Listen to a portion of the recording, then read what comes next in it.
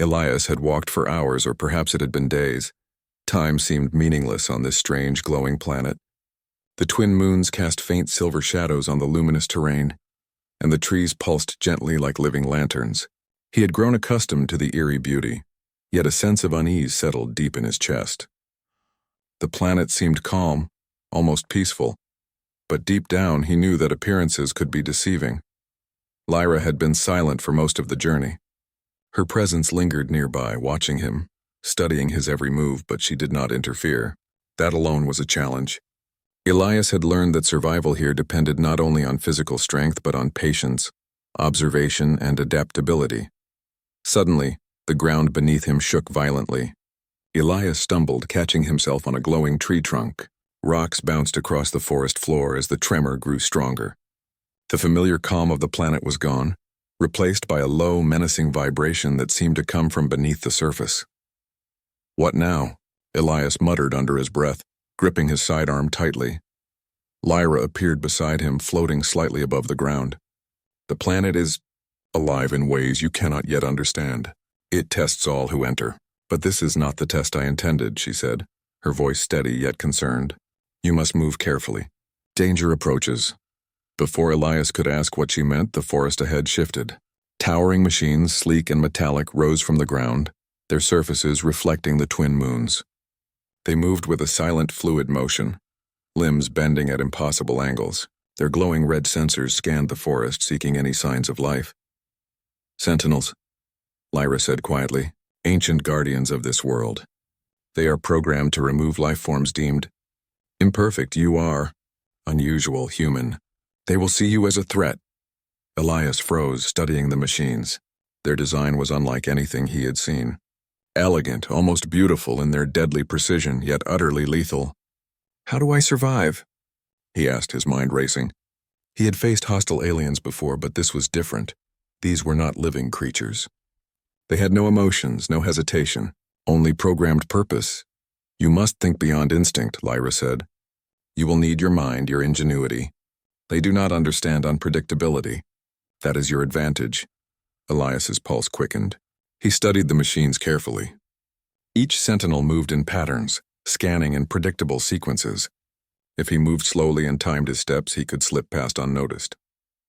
But one mistake, one misstep, and the machines would detect him instantly. He crouched behind a cluster of glowing plants, observing the rhythm of their movements. Counting silently, he noted the gaps in their scanning cycles. Then, taking a deep breath, he sprinted across the clearing, rolling behind a rock just as the red sensors swept past his previous position. His heart pounded, but he forced himself to stay calm. Lyra floated above him, her eyes watching intently. "Well done," she said. "Many would panic and fail. But humans, you adapt." Elias allowed himself a small smile. "Adaptation is survival," he whispered. "It's what we do best." As he continued, the terrain grew more treacherous. Glowing rivers of molten crystal crossed his path, and floating rocks created narrow passages over deep chasms. Every step required careful calculation. One misstep could mean falling into the molten river or alerting a sentinel. He noticed a pattern in the sentinels' patrols. Some areas were lightly guarded, others heavily monitored. Using his knowledge of angles, shadows, and timing, he devised a route that minimized risk. Yet he knew that luck alone would not be enough. Creativity and improvisation would be necessary. Soon he reached a high ridge overlooking a valley filled with more sentinels. Their red sensors swept across the ground like a deadly tide. Elias scanned the area for a way across. Then he spotted it, a pile of crystal debris, loose and unstable. If he triggered it, the noise would draw the sentinels' attention, but it could also create a distraction. Elias weighed his options quickly. Using a small rock, he nudged the debris carefully. It tumbled down the slope, clattering loudly. Immediately, several sentinels turned, moving toward the noise. He ducked behind a large crystal formation, waiting for the perfect moment. As the machines passed, he sprinted across the valley floor, using shadows and terrain to conceal his movement. Lyra followed silently, her presence a comforting constant. "Ingenious," she said. "Your species relies on creativity when logic is insufficient. That is what makes you remarkable." Elias's breath came in short gasps, but he pressed on. He could feel the sentinels closing in, their sensors scanning with deadly precision. The glowing river ahead seemed impossible to cross. Its surface radiated heat and light that would trigger detection if he touched it. Then an idea sparked. He scanned the surrounding terrain and noticed long, flexible vines hanging from the glowing trees.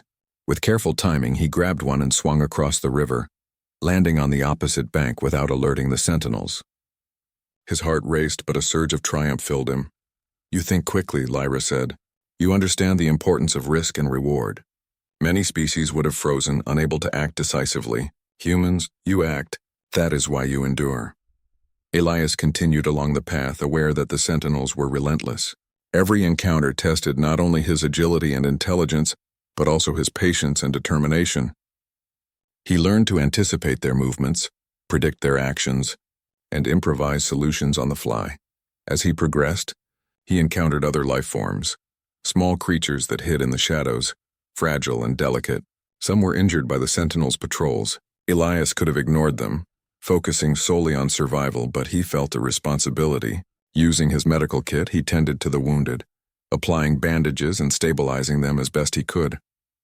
Lyra watched silently, her eyes gleaming with interest. "You show compassion even in the face of danger," she said. "That is rare. Many species prioritize self-preservation alone. Humans, you balance survival with empathy. That is what makes your kind unique." Elias nodded, though he felt a mixture of pride and exhaustion. "Survival isn't just about living," he said. "It's about protecting others, too. That's what humans do." Hours passed, or perhaps it was longer. The valley stretched endlessly, filled with dangers and challenges. The sentinels grew more aggressive, their scanning patterns faster, more precise. Yet Elias continued to move, guided by instinct, observation, and the lessons he had learned. Finally, he reached a plateau overlooking a massive crystal lake. Its surface shimmered with light, reflecting the twin moons above.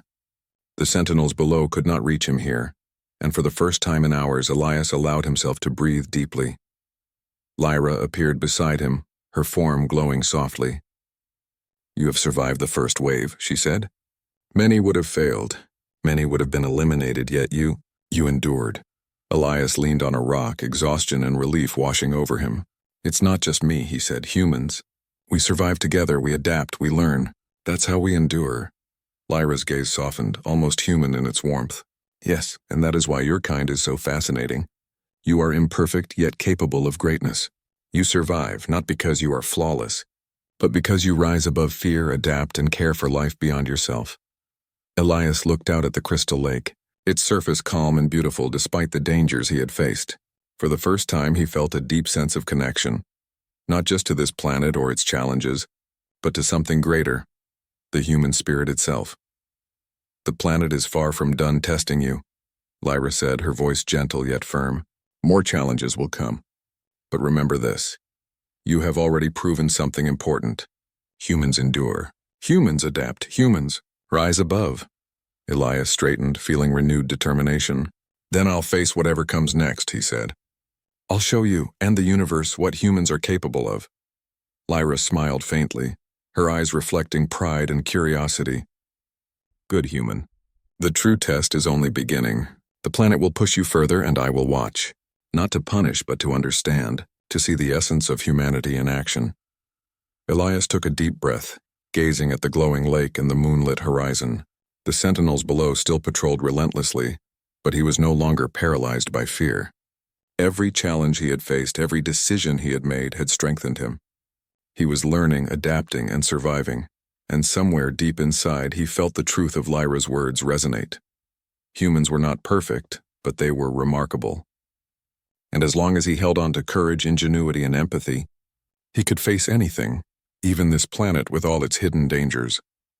The question echoed again in his mind, louder now. "Are you truly alone, human?" Elias smiled, feeling the spark of hope ignite within him. "No, I am not alone. Not as long as I hold on to my spirit and the essence of humanity." With that, he began moving again, ready to face the challenges ahead, determined to prove that humans could endure, adapt, and rise above even the deadliest threats the universe could throw at them. The twin suns rose slowly over Redwind, casting long golden shadows across the desert. Eli Carver stood outside his workshop, gazing at the silver hull of Orion. the small ship that had changed everything in his life. Unit 9A floated beside him, silent but alert, its blue eyes reflecting the sunlight. For weeks, Eli had been traveling between colonies, delivering help where it was needed. Broken generators, failing water systems, malfunctioning solar arrays. He repaired them all. But he wasn't alone. 9A guided him, offering advice and insight beyond human understanding. Together they became a symbol of hope, a human and a machine working side by side. Eli often thought about that first day, the day he had bought a bottle of oil for a broken android. He had no idea it would lead to this. Invitations from far-off colonies, messages from the android civilization, and the ability to fly among the stars. But he never once regretted it. Kindness, he realized, was always worth the effort. One morning, as he prepared to depart for a distant settlement, a message arrived through Orion's interface. The golden-eyed android leaders appeared in the holographic display. Eli Carver, the leader said, "Your work has reached a level beyond our expectations. Systems across the colonies are stabilized and human and android cooperation is increasing. We commend you." Eli rubbed his eyes. "I'm just doing what anyone would do if they could. I don't know if I deserve praise." The android smiled, a gesture so human it took Eli by surprise. "You do not act for praise. That is precisely why you are worthy. Humanity needs examples, not leaders, and you have become one." Eli looked at 9A, who hovered silently beside him. "Looks like even the machines think I'm special," he said with a small laugh. A tilted its head. "You are special not for power or knowledge, but for your choice to care." Eli nodded. "I guess that's something worth remembering." Over the next months, Eli traveled to colonies that had been struggling for years. Each settlement welcomed him and Orion with awe and curiosity. Children ran to see the silver ship, and adults watched cautiously, unsure if such a machine could be trusted. But every time Eli helped, trust grew. Broken systems were repaired, knowledge was shared, and people learned to cooperate with androids in ways they had never imagined.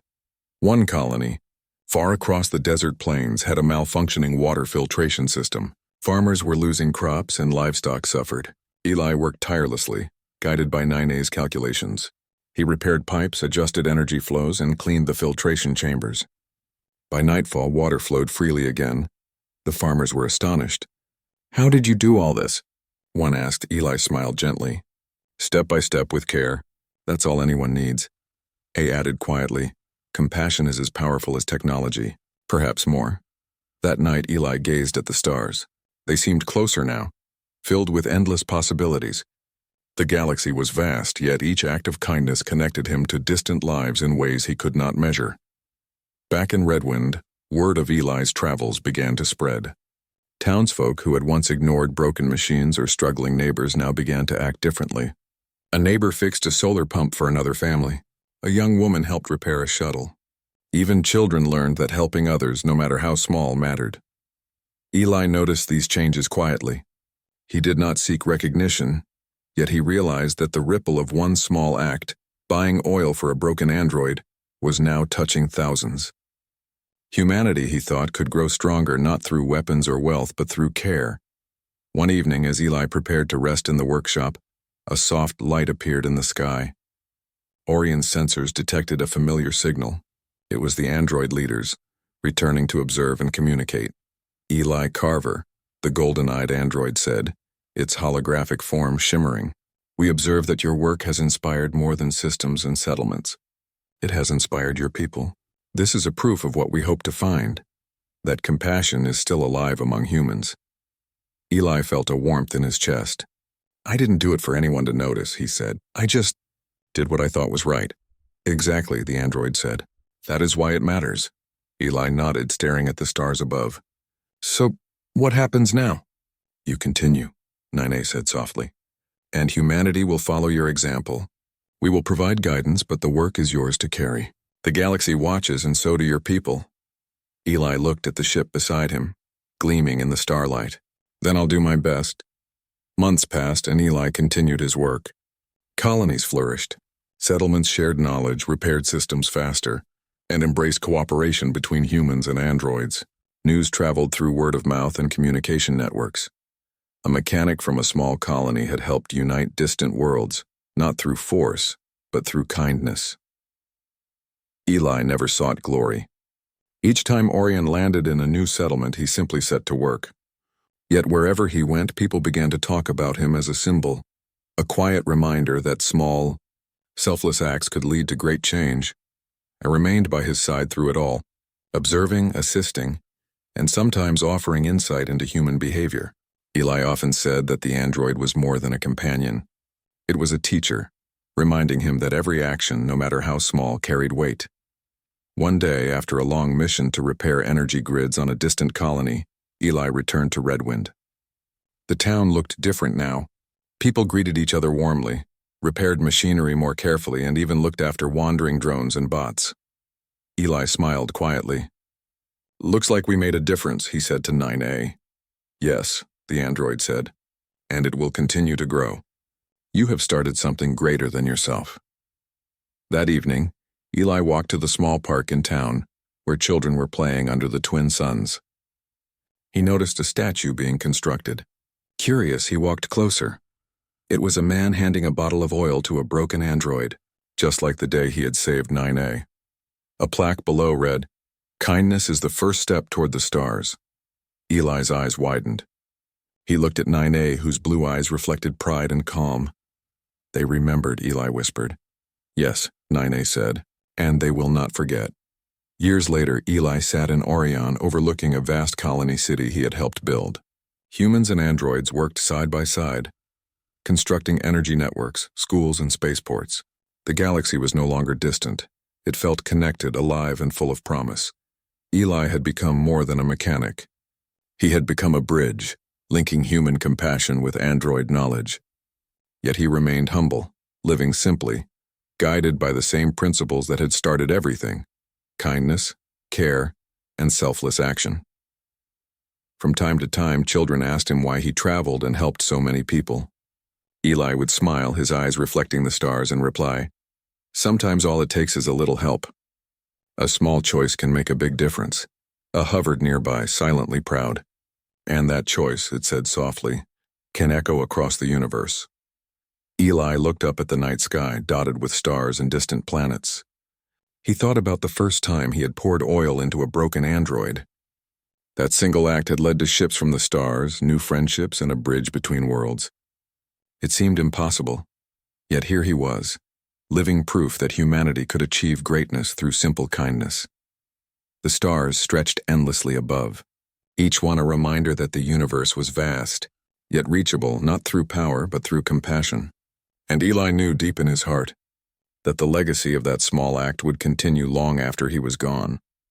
Somewhere, far beyond the light of Redwind, the android leaders recorded another note into their memory core.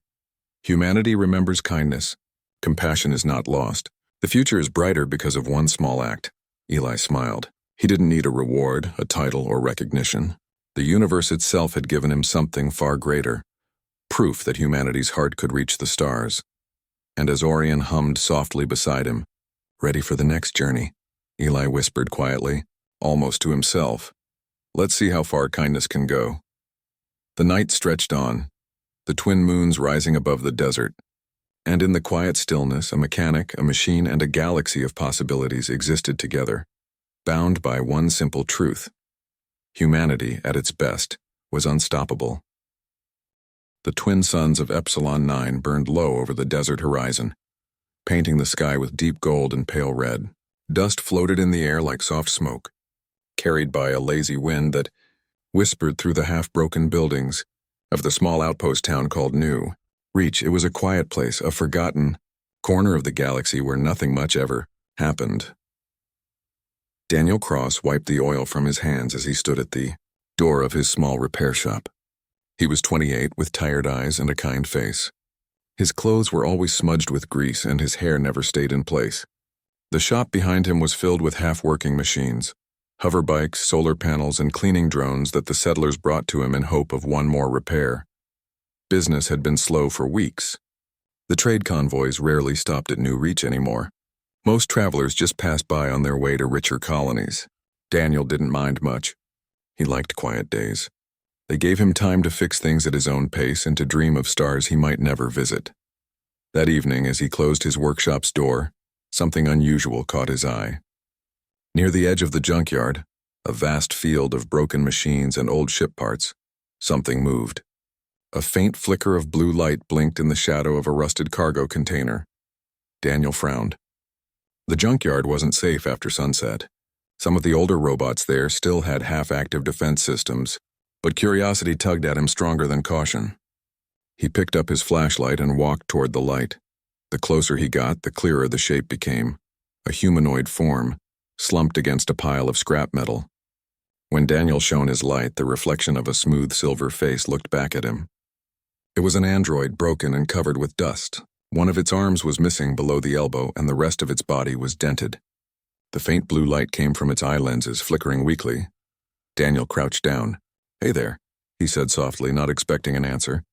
To his surprise, a faint voice came out, crackling through damaged speakers. "Power. Low system. Failing." Daniel tilted his head. He could see a dry oil tank on the android's chest, completely empty. Without lubrication, its joints would seize and its processors could overheat. It was a slow way for a machine to die. He hesitated. The oil it needed was expensive, imported from off-world. Spending money on a junkyard android made no sense. It wasn't his responsibility. But as Daniel looked into those dim blue eyes, he felt something strange. The android didn't look dangerous or useless. It looked lost. He sighed. "All right, friend. Let's get you out of the dirt." It took effort to drag the metal body back to his shop. The android was heavier than it looked. Once inside, Daniel placed it on his workbench and checked its circuits. The central unit was intact, but the battery was near zero and most of the joints had run dry. He'd seen machines like this before, probably abandoned cargo assistance or service units from old mining ships. He connected a power line to its chest port and turned on the current. The android twitched and its blue eyes brightened slightly. "Diagnostics. Running," it said. "Warning, lubrication failure. Motor systems at risk." Daniel smiled faintly. "Yeah, I can see that. You need oil." He looked at his shelf where only one bottle remained, the good synthetic type meant for high-end drones. It cost more than a week's food supplies. He rubbed the back of his neck, thinking hard. He could just leave it. No one would blame him. The android wasn't human. It didn't feel pain, right? But as he turned to leave, he heard the faintest sound. The android's voice again, weak and almost human. "Please, help." That single word made the decision for him. Daniel took the oil and carefully poured it into the main intake port. The fluid hissed softly as it flowed through the machine's system. For a moment, nothing happened. Then the android's body shuddered. The lights in its eyes grew brighter. Its head turned slowly toward Daniel. "System rebooting," it said. "Unit K4 online." Daniel leaned back against the table, breathing out. "K4, huh? Well, you're alive again at least." The android sat up stiffly, looking around the small workshop. Its voice was calm, even gentle. "You used premium-grade oil. That was unnecessary," Daniel shrugged. "You looked like you needed it." The machine tilted its head as if studying him. "May I ask why you helped me?" He chuckled softly. "Because someone should. That's reason enough." For a long moment, the android was silent. Then in a tone that almost sounded like gratitude, it said, "Thank you, human. My previous owner left me behind after a malfunction. I thought my memory would fade here in silence." Daniel walked toward the power console, checking the charge. "Well, not today. You'll need time to recover, though. Some of your circuits are still fried. I'll fix what I can." He spent the next few hours tightening joints, cleaning metal plates, and realigning sensors. The android watched him with quiet attention. Every now and then it tried to assist, though its damaged arm made it awkward. By midnight, Daniel finally switched off the tools. "That should do for now. Try moving your legs," K4 obeyed. The movements were stiff but functional. "Mobility, 73% restored," it said. "Not bad," Daniel smiled. "Better than most miners out here." The android looked at him again. "You're kind, Daniel Cross," he blinked. "How do you know my name?" "Your name is written on the door," it replied simply. "Cross Repair Services," Daniel laughed quietly. "Right. Guess I should have known."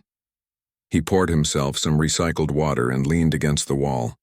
The outpost outside was quiet now. Only the wind moved.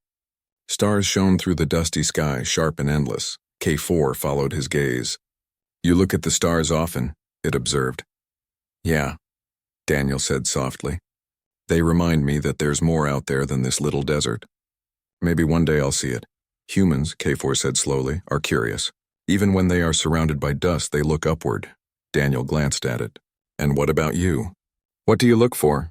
"I do not know," K4 admitted. "I was built to serve. But now, I am free, yet I do not know what that means." Daniel smiled gently. "Freedom means you can choose your path. That's something worth figuring out."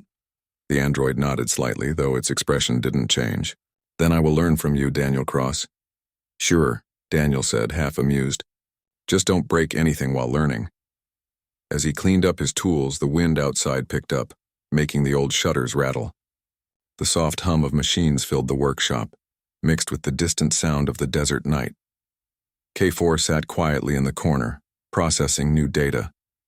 Every few seconds, a faint blue light blinked on its chest, steady and alive again. Daniel turned off the lights and went to his small sleeping cot in the next room. He didn't know why he felt lighter inside, but he did. Maybe it was because for once he had done something that mattered. He didn't see that as he slept. K4's eyes glowed brighter for a moment. It turned its head toward the sky and whispered something in a faint, encrypted tone, a signal too quiet for human ears. Far above the dusty planet, beyond the reach of any scanner, the signal stretched across space like a thin thread of light. Somewhere deep in the stars, something heard it and answered. Daniel slept peacefully, unaware that his simple act of kindness had already begun to echo far beyond his small world. The morning after the Synth Collective's visit dawned calm over Epsilon 9. The twin suns rose slowly, painting the desert in soft shades of orange and pink. New Reach had returned to its usual rhythm, miners heading to the dig sites, vendors opening their stalls, and children running across dusty streets. Yet something had changed. In his small workshop, Daniel Cross sat on a stool, staring at the stellar core fragment cradled carefully in his hands. The glow from its blue crystal pulsed softly, almost like a heartbeat, and Daniel couldn't help but marvel at it. It was more than a gift. It was a symbol, a sign that one act of kindness had echoed far beyond his little world. K4, the android, stood nearby, observing him quietly. Its movements were smooth now, almost human-like, though its metallic body gleamed in the sunlight. "They really trusted you," K4 said softly. "They could have taken this elsewhere, but they chose to give it to you." Daniel shook his head slowly. "I didn't do anything for a reward. I just helped you, that's all." The android's blue eyes flickered. "Sometimes the greatest rewards come to those who do the smallest acts." Daniel laughed quietly, but he still felt a mix of wonder and disbelief.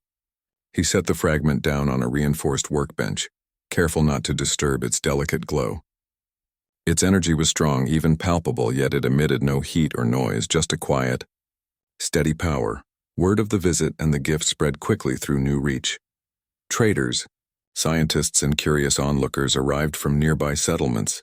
Everyone wanted to see the mysterious object that had descended from the stars and changed the quiet life of a single mechanic. Daniel felt uncomfortable with the attention. He had never sought fame, and he still didn't. But the townspeople were too curious to leave him alone. One of the traders, a woman named Lara Vess, stepped forward, her eyes wide as she examined the fragment. "This is incredible," she whispered. "This could power an entire settlement for generations. You know what this means?" Daniel shook his head. "I don't want to think about that. I just want to keep working." "But think about the lives you could save," Lara exclaimed. "The energy here, it could light schools, hospitals, even entire cities." Daniel's hands trembled slightly as he looked at the glowing crystal. He had never imagined that his simple action, buying oil for a broken android, would lead to something like this. K4 stepped forward, tilting its head. "The fragment is not the only reward. Knowledge is also offered. The collective observes humanity. They wish to share insights that may benefit your world." Daniel frowned. "Knowledge? What kind of knowledge?" "Technological guidance, historical archives, and star maps," K4 said. "They have witnessed human history from afar, learning about wars, triumphs, and kindness. They wish to share their understanding so that humanity may grow stronger, not through force but through wisdom." Daniel blinked, taking it all in. He felt a mixture of awe and responsibility. This was not just a gift. It was a trust. For the next few days, he and K4 worked together to stabilize the fragment. The crystal hummed faintly as they placed it within a reinforced containment field Daniel had built from scraps and old tech. Even K4 was amazed at how quickly Daniel adapted.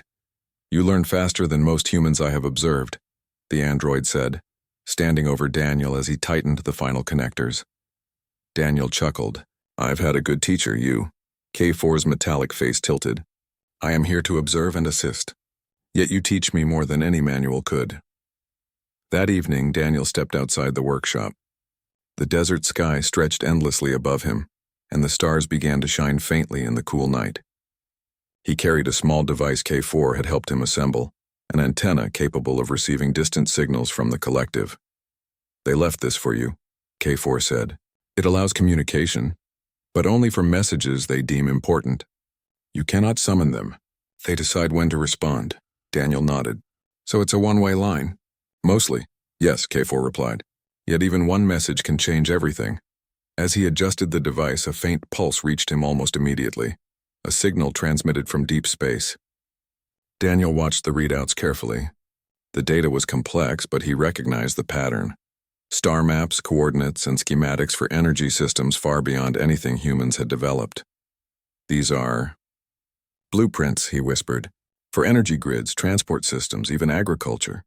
They're sharing their knowledge with us." K4's voice was calm, but there was pride in its tone. "They trust humanity because one human, you, demonstrated mercy. That is how the collective measures worth." Daniel stared at the glowing fragment again. Its energy seemed alive, almost as if it understood the weight of what had happened. The room was filled with a quiet hum as the fragment pulsed in rhythm with the device receiving data. For the next several days, Daniel worked tirelessly. Word spread, and small teams of scientists and engineers came to help him. They studied the crystal, recorded its energy output, and implemented parts of the collective's guidance in the local settlement. Even the outpost's miners were impressed by how efficiently the energy from the fragment powered their machinery. One evening, after a long day, Daniel finally sat down. K4 had already powered down its more active systems and was resting quietly nearby. "You know," Daniel said softly, "I never imagined helping a broken machine would lead to this. I thought it would be just one small act, nothing more." K4's eyes flickered faintly. "Small acts ripple outward. You may not see the effect immediately, but it grows. You have reminded the collective and perhaps even other humans that kindness matters." Daniel leaned back, staring at the ceiling of his workshop. "I just wish I could do more." "You already have done enough," K4 said simply. "Your actions have changed countless lives already. The fragment alone is evidence of that, and the collective's guidance may prevent harm, improve technology, and save lives. That is no small thing." As night fell over New Reach, the sky shimmered faintly again. Daniel felt a strange sense of connection, a reminder that humanity, though small on the cosmic scale, could inspire even the most advanced machines. He walked outside with K4, holding the glowing crystal. The desert stretched endlessly, but the stars were brighter than ever. The twin suns had left a trace of orange in the sky, fading slowly into deep blue. "Do you think they'll return?" Daniel asked quietly. "Perhaps," K4 replied, "but not for immediate needs. They do not interfere directly. They reward and observe. Their purpose is to guide, not control." Daniel smiled faintly, turning his eyes toward the horizon. "Then we'll do our part here. Keep learning. Keep improving." "Yes," K4 said, "and we will continue together. You have shown me humanity's best qualities. Now it is my purpose to help you spread them." In the days that followed, New Reach changed slowly. The stellar core fragment provided steady energy. Machines ran more efficiently. Water systems worked without interruption, and the settlement's small farms thrived. Daniel continued his repair work, but he no longer felt like a simple mechanic. He had become a guardian of hope, a bridge between human ingenuity and cosmic guidance. At night, he often stood outside watching the stars, thinking about the vastness of the galaxy and the machines that had seen it all. The thought humbled him, but it also inspired him. One night, while Daniel was repairing a minor breakdown in the energy field, K4 spoke in its calm, thoughtful tone. Daniel Cross, the collective observes not only actions but intentions. They have noted your courage, patience, and willingness to help without reward. These qualities are rare. Daniel shook his head. I'm just a guy trying to do what's right. No, K4 replied firmly. You are the reason they are reminded of why they were created in the first place. Daniel looked at the glowing crystal, feeling its gentle warmth. He understood now that the fragment was more than energy. It was a symbol of trust, connection, and recognition. He turned back to K4. We'll make sure it's used wisely, won't we? Yes, the android said. Together we will ensure that this gift benefits everyone, and in doing so, humanity will be remembered not for wars or greed, but for kindness and courage. For the first time in his life, Daniel felt that small acts of compassion could truly reach across the stars. The universe was vast, mysterious, and powerful, but human heart and determination had a place in it. And through his actions he had left a mark that no machine or starship would forget. Above the horizon, faint silver traces shimmered in the night sky, a reminder that the collective had been here, observing and recording. They had given him a reward beyond value, not just in energy or knowledge, but in hope, connection, and meaning. And in that quiet desert settlement, Daniel Cross finally understood the truth. One small act of kindness could echo across the cosmos. The desert of Epsilon 9 was quiet again, but it was a new kind of quiet, one filled with energy and promise. New Reach had changed in ways no one could have imagined. The twin suns rose slowly over the horizon, and the soft blue glow of the stellar core fragment bathed Daniel Cross's workshop in a calm, steady light. Daniel stood at the door of his small repair shop surveying the settlement. The miners worked efficiently, powered by the fragment's energy.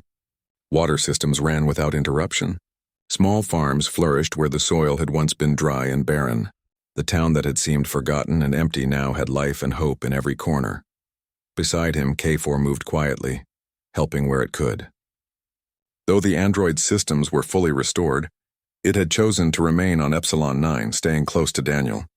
Its blue eyes flickered softly as it observed the humans bustling around the settlement. They're learning fast, Daniel said quietly, almost to himself. Even the kids are building little machines from scraps. K4's voice was calm, precise, yet there was pride in it. Curiosity and creativity are human strengths. You have inspired them. Daniel shook his head, smiling faintly. I didn't do anything spectacular, I just helped you. K4 tilted its head. And that is what makes it spectacular. The collective observed your choice and recorded it. Humanity's compassion is rare, and you reminded them why they were created to value it. The words filled Daniel with a quiet sense of satisfaction. He had never thought that buying oil for a broken android would have such consequences. But here it was, the evidence that even the smallest acts of kindness could ripple across worlds and stars. That evening, a small group of engineers and scientists arrived from a neighboring settlement. They had heard of Daniel's encounter with the Synth Collective and wanted to understand the stellar fragment and the data he had received. Daniel welcomed them, showing them the energy flows and the blueprints. This is incredible, one of the scientists said, her eyes wide. You're literally showing us how to build energy systems that can sustain entire cities. How did you even get this? Daniel smiled quietly. Let's just say I was at the right place at the right time, and I helped someone who couldn't help themselves. K4 watched him silently as if approving every word. It is not luck, the android said. It is the product of choice. You chose to act with compassion, and that choice created opportunity for others. Over the next few weeks, Daniel became something more than a simple mechanic. He was now a teacher, a guide, and a bridge between humanity and the advanced knowledge of the Synth Collective. Small teams worked under his guidance, implementing sustainable energy systems and improving the settlement's infrastructure. The lives of hundreds of settlers improved in a matter of days, and yet Daniel remained humble. He never boasted about the stellar fragment or the guidance from the collective. To him, it was simply the natural result of doing what was right. One night, as the twin moons rose over the desert, Daniel sat outside his workshop with K4. The glowing fragment rested on the bench nearby, radiating calm energy. The stars above twinkled faintly, and for a moment everything felt still. Do you think they'll ever come back? Daniel asked, gazing at the dark sky. K4's head tilted. Perhaps. But the collective does not interfere directly. They observe, they guide, and they reward when merit is proven. You have proven that humanity is capable of compassion beyond calculation. Daniel leaned back, thinking of the vastness of the galaxy and the countless civilizations that existed beyond Epsilon 9. Sometimes, it feels like humans are small in the universe, like our choices don't matter. They do, K4 said simply. Even the smallest action can echo farther than you imagine. Your choice changed how an entire fleet of observers understands humanity. You reminded them that humans are capable of mercy, creativity, and courage. That is worth more than anything they could offer in return. Daniel smiled faintly, feeling a warmth he could not explain. He realized then that greatness did not require wealth, weapons, or fame. It required heart, the willingness to do right even when no one is watching. A few nights later, a small package arrived at his workshop. There was no note, only a faint glow emanating from within. Daniel opened it carefully, revealing a sleek metallic tablet. On it were simple symbols, messages from the collective filled with knowledge, star maps, and instructions for sustainable energy projects far beyond Epsilon 9. Beside the tablet was a small engraving, almost poetic. The light of one kind human shines brighter than 1,000 stars. Daniel held it in his hands, feeling the truth of the words deep in his chest. K4 observed silently, its glowing eyes reflecting the light of the tablet. You see, K4 said softly, the collective does not measure strength in numbers or power. They measure it in actions. You acted when others would not. That is why you are remembered. Daniel nodded slowly. I just helped you. That's all I did. And that is why it matters, K4 replied. Even a small act can create a legacy. You have changed not only your settlement, but also the way the collective sees humanity. They will carry this memory across the stars. Over the following months, New Reach continued to thrive. Daniel oversaw the integration of the collective's guidance with human ingenuity. Robots and humans worked side by side, building energy grids, water systems, and automated farms. The settlement became a model for other colonies on the planet, showing how cooperation, compassion, and innovation could transform a community. But Daniel never sought recognition. He remained in his small workshop, repairing machines, tinkering with devices, and teaching children how to build their own robots. To him, the real reward was seeing others grow, learning and discovering their own capacity for kindness. One evening, as he repaired a minor hoverbike, K4 spoke quietly. Daniel Cross, do you realize the full extent of what you have accomplished? Daniel paused, wiping sweat from his forehead. Not really, I just tried to do the right thing. That is exactly it, K4 said. You acted without expectation, and that choice has now shaped countless lives, influenced the collective, and created a legacy that will endure beyond this planet. Humanity is remembered through acts like yours. Daniel smiled, feeling a quiet pride. It was not the pride of wealth or fame, but the pride of knowing he had made a difference.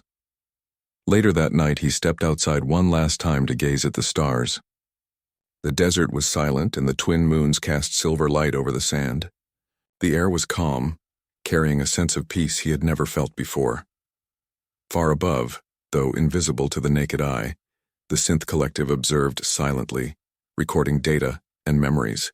They saw not just a mechanic on a dusty world, but a human who had reminded them of compassion, mercy, and hope.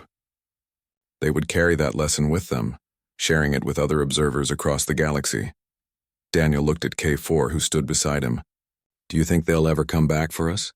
Kor's blue eyes flickered. Perhaps. But even if they do not, their memory of humanity and your kindness will persist. That is more important than their return.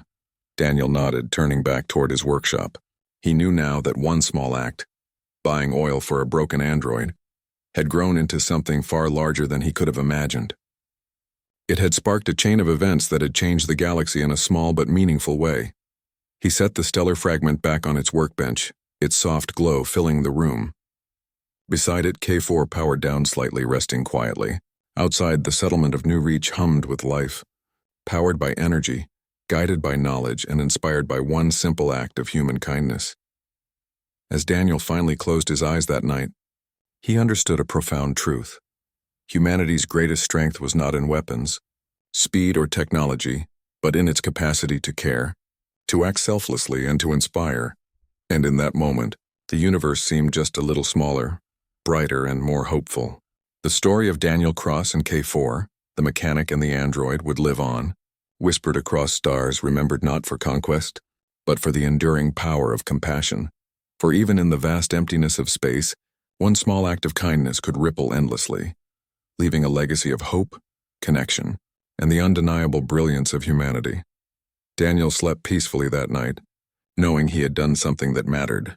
And somewhere far above Epsilon 9, the Synth Collective recorded his choice, storing it among the stars, a permanent testament to the legacy of human kindness.